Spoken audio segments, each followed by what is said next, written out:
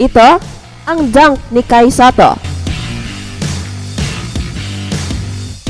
Ito naman, dunk ni Vic Wembanyama. Very similar, di ba? Let's put the two videos side by side. Jones pushing, back to Victor, look out, Liftoff! Jones pushing, back to Victor, look out, Liftoff! Jones pushing, back to Victor, look out, Liftoff! Diba? Walang kaibahan? The explosiveness, the flair, and the grace in one move. Parehong-pareho. Walang halong hype. Tingnan natin ng mabuti in slow motion.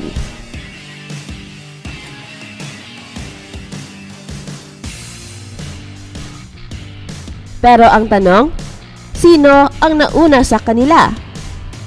Obviously, Kai Sotto did this dunk a couple of years ago noong nasa NBL Australia pa siya. Kaya it is safe to say na nag-ala kay Sotto si Vic Wembanyama. In other words, kung ano ang nagagawa ni Wemby, ay nagagawa rin ni Kai Sotto with equal explosiveness and flair. Kaya this year ay marami tayong aabangan kay Kai Sotto. And this year promises to be an exciting year for Kai Sotto. Nagka-injury kasi si Kai Sotto kaya nawala siya sa balita. And his bashers at mga talangka used this opportunity to promote their narrative na hindi magaling si Kai Sotto. Pero please, huwag kayong magpapadala sa mga talangkang Pinoy at mga bashers. And don't forget kung gaano kagaling ni Kai Sotto. Kung hindi pa magaling si Kai Sotto, ay walang agent na kukuha sa kanya. In fact, mas magaling pa ngayon ang agent ni Kai Sotto dahil under Wasserman na siya. At kung hindi pa si Kai Sotto magaling, ay siguradong aayawan lang siya. Kaya dyan pa lang ay alam mo na may ibubuga si Kai Sotto. At ito ang nakikita sa mga mata ng mga NBA agent. Let the bashers of Kai Sotto celebrate for now. Dahil pagbalik ni Kai Sotto ay siguradong gugulatin na naman niya ang mundo. Kai Sotto is not your ordinary Pinoy basketball player. He is special dahil nag-iisa lang siya sa Pilipinas. And it is still a big question mark kung makakaproduce pa ba ang Pilipinas ng another player with the height of Kai Sotto and skills. Kaya ang daming talangka dahil ang daming inggit kay Kai Sotto dahil hindi lang magaling kundi napakasikat pa. Kaya gusto nilang matapisan ang kasikatan ni Kai Sotto with their naga narratives na hindi naman totoo.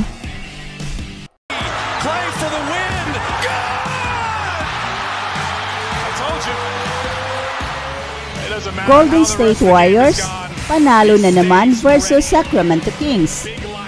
At kinulat ni Klay Thompson ang lahat, pati ang kanyang mga teammates sa kanyang buzzer-beating winning shot na kung saan pinakita niya na buhay pa rin ang mid-range shot sa NBA at pwedeng makapagbigay ng panalo. No timeout. Everyone running to Curry. There's 3 Kings there. Gets it to Draymond down to 5. Klay Thompson at 3. Klay for the win. Good! Look at the shot. Akala ng lahat ay gagawa ng isang 3-point shot si Klay Thompson, pero ang ginawa niya ay inilapit niya ng kaunti and making a very hard fade-away pull-up jumper at the free throw line.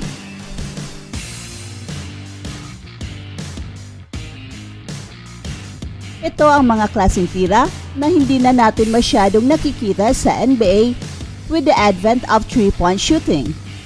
This is Kobe. This is Jordan.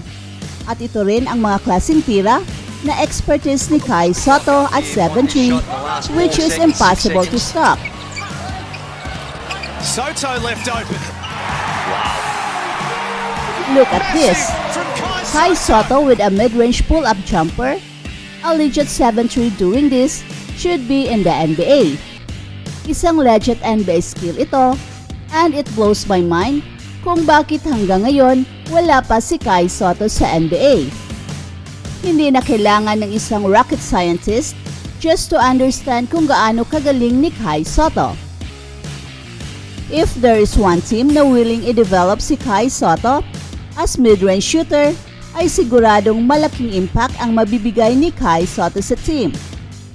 And Klay Thompson proves na hindi pa obsolete ang mid-range shot. That's even the best three-pointer gunner ng NBA ay gumagamit ng mid-range shot to win a game at the buzzer. Ganito rin ang ginawa ni Kai Sotto nung nasa Adelaide 36ers pa siya, na kung saan he was open sa three-point line pero inilapit niya ng konti at pumukol ng isang dagger mid-range shot. As for Kai Sotto, I think it's better for him to focus sa kanyang mid-range shooting dahil ito naman talaga ang kanyang best shot. And he has proven na napakataas ng kanyang percentage sa mid-range shot kaysa three-point shot. Since LeBron James turned 35 about 4 years ago, this is his 81st. Big three ng Los Angeles Clippers na sina Kawhi Leonard, Paul George at Russell Westbrook ginulat ni LeBron James. At nakipagsabayan pa sa LeBron James sa buong laro upang bigyan ng isang matamis na panalo ang LA Lakers versus its arch rival. He's got Zoo on him. That's a matchup LeBron likes. Three-pointer over Zoo. Good. LeBron he's shaking his head, Michael, like they can't guard me. 32 for LeBron. Laker lead is 8. Hindi biro ang ginawa ni LeBron James, still scoring 35 points, 11 rebounds, 7 assists, and 2 blocks in his 20th season in the NBA. 35 about 4 years ago. This is his 81st. Grabe, kung hindi yan ang GOAT, ano ang tawag sa ganyang klaseng performance? Pero nakuha ng Lakers ang panalo dahil rin sa malaking tulong galing kay Anthony Davis at pati kay D'Angelo Russell. Malaking tulong rin si Austin Reeves na umiscore ng 15 points, 8 rebounds, 7 assists, and 3 steals. At alam nyo ba na isa ring undrafted itong si Austin Reeves? Kaya sa mga Kai Sotto fans dyan, huwag masyadong i-bash si Kai Sotto dahil napakaraming mga undrafted players sa NBA na sumisikat at isa na dito si Austin Reeves na kung saan nakapaglaro pa siya sa Team USA sa FIBA World Cup. Ang kailangan lang talaga ni Kai Sotto ay isang opportunity to play para maipakita niya ang kanyang laro at makakuha ng mataas na confidence. At sana totoo ang mga naglalabasang rumors na interested ang LA Lakers sa kanyang services.